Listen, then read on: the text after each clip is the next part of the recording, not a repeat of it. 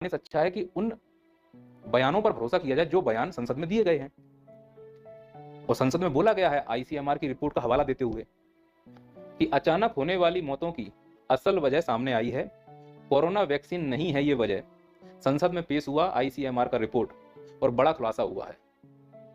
तो अगर हम उन अफवाहों पर भरोसा कर सकते हैं तो फिर संसद में जो हमारे नेताओं के द्वारा बयान दिए गए, जिन्हें हमने चुनकर भेजा है, जो हमारे अपने हैं, हम उनकी बात पर भरोसा क्यों नहीं कर सकते हैं? और आईसीएमआर ने इसके लिए विशेष रूप से पूरा एक सिस्टम बनाया था और उसकी एक रिपोर्ट तैयार की थी, कई सारे अस्पताल विजिट किए और फिर कार्ड बताया। तब कार्ड सामने आया कि ज़्यादा स्मोकिंग करने वालों, ड्रिंकिंग करने वाले, तनाव लेने वाले, जो लोग वैक्सीन लगवा के गए थे, उनकी हार्ट अटैक से मृत्यु हुई है।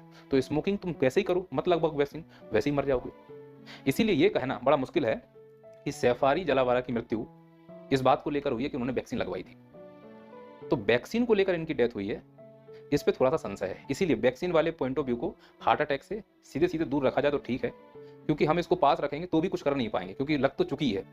अब अपने आप को मेंटली इस बात के लिए प्रिपेयर करना है कि इससे हमें कुछ नहीं होना है। तो तनाव नहीं आएगा, तो कम से कम तनाव की वजह से तो हार्ट अटैक नहीं होगा। अब ऐसा तो है नहीं कि वैक्सीन के लगने से कोई कार्डियल फेल्यूर हो रहा हो और अचानक से हार्ट अटैक हो जाए। ब्लॉकेज हो रहा है ना, वो ब्लॉकेज तनाव की वजह से आ रहा है कि किसकी वजह से आ रहा है, वो रिपोर्टें आने से समय लगेगा। 2 साल हो चुके हैं। अगर इसकी वजह से हो रहा होता, जिनको लगी अभी तक ढेर हो चुके होते सब। तो 10 लाख में से 2 मर रहे हैं, वो तो वैसे ही मरेंगे ना।